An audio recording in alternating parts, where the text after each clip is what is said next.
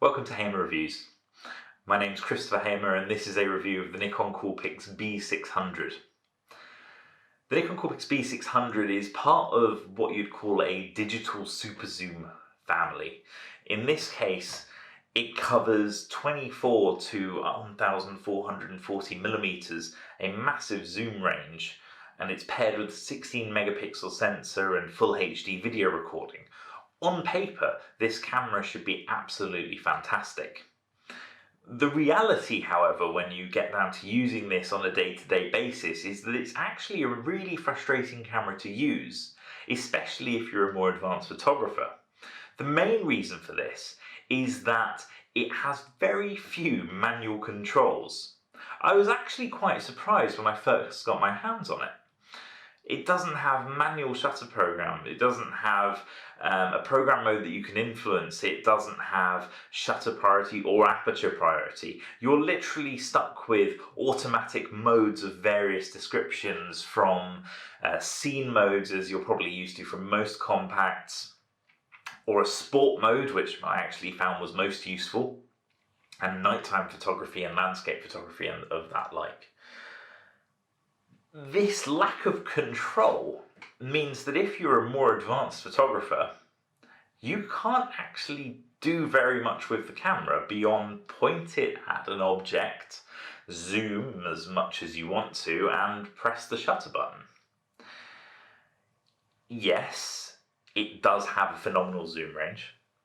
It does have exposure compensation and a macro mode, and the built-in flash actually for a little compact camera like this isn't terrible. However, when you get down to it, you're probably going to find yourself wanting. However, if you're a less advanced photographer, or no experience at all in fact, or perhaps you want to get this as someone that doesn't usually take photographs with anything beyond their mobile phone, this probably is quite a big upgrade. The main premise for this camera is that 1440 millimeter maximum zoom range.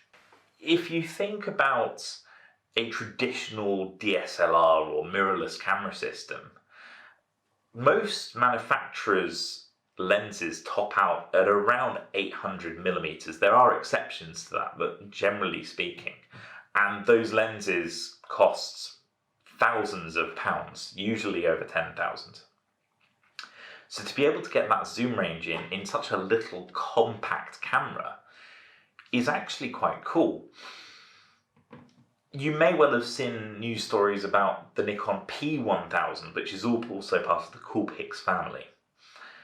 And in many ways, this shares a lot of the same headline features.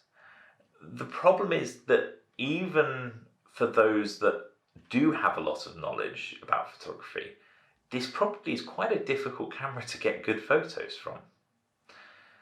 That zoom range is almost the main part of that problem, because 1440 millimeters is extremely long. When you're zoomed in that far, the slightest movement will knock your subject out of the frame. And even on a monopod, which I did try, it's really hard to get a sharp photograph. In fact, I actually took this camera with me to Margate recently, and I went on the Ferris wheel in Dreamland, and I decided I wanted to try this camera out and take a few photographs from the Ferris wheel across the seaside and down into Dreamland. And, you know, at 24 millimeters, it took photos that are perfectly acceptable for what it is. However, the second I sort of got past 300-400 millimeters, taking for sharp photographs is really difficult. It does have VR, which stands for vibration reduction. It's Nikon's image stabilization name. It's built into the lens rather than the sensor. But even with that, it's incredibly difficult to get a sharp photograph.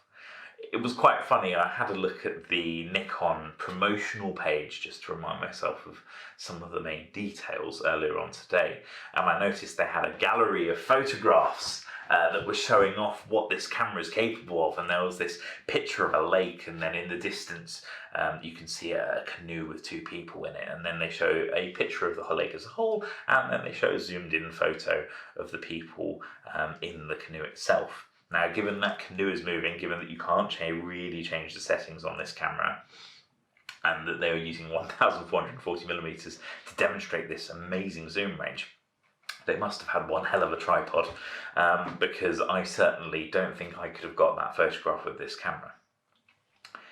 That is not to say, despite everything I've just said, that this is a bad camera. It's perfectly good at what it is. It's a compact, lightweight super zoom.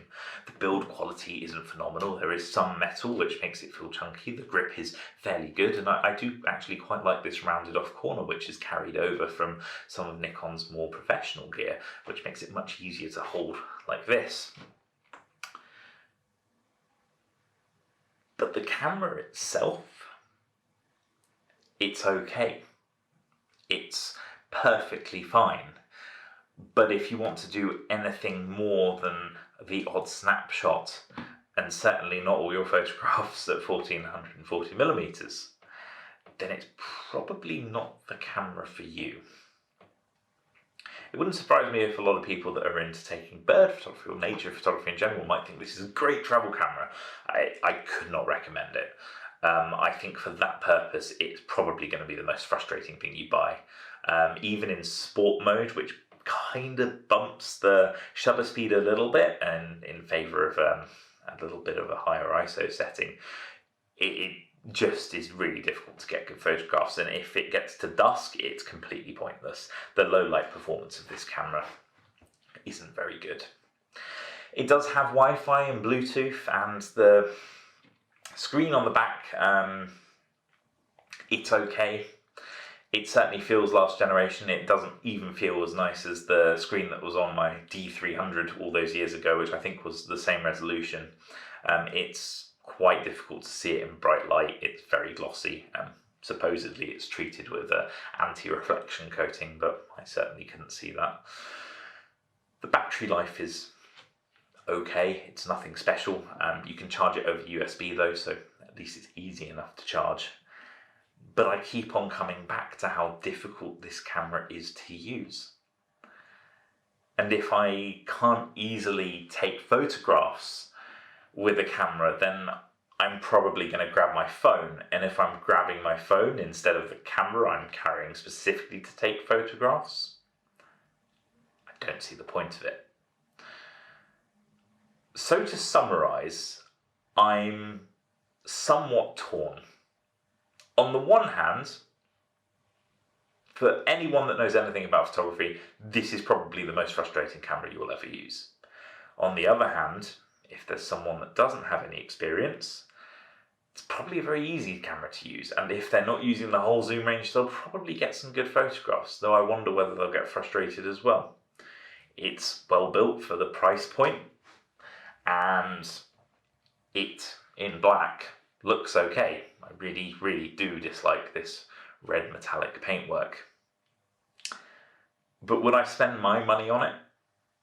No, I couldn't. I think there are much better choices out there, and I think you should sacrifice some of that super zoom to get perhaps a lens that is a little bit sharper, or a sensor that's a bit better, whether that's from Nikon's range or perhaps one of the Panasonic Lumix cameras that can actually provide some actually really great photos for very small packages. Even their super zoom series, I think it's the TZ sort of 10 and whatever the successor of that might now be, are probably a better choice. If you are thinking about this camera, I'd really, really say see if you can try one out, go to a shop. In fact, I think that environment is probably the perfect environment to test this. It's usually not very bright. It forces you to hold the camera quite still. You can see what the exposure's like. It's okay. I don't recommend it, but I think you should make sure you do try one out before you make your mind up. Anyhow, that's pretty much all that I have to say about this camera. If you have any questions, feel free to add them in the comments below. If you have any thoughts about whether you like it or not, do post them as well. And it'd be great if you enjoyed this video, if you could subscribe and like this video for more great reviews of other technology. Thank you very much.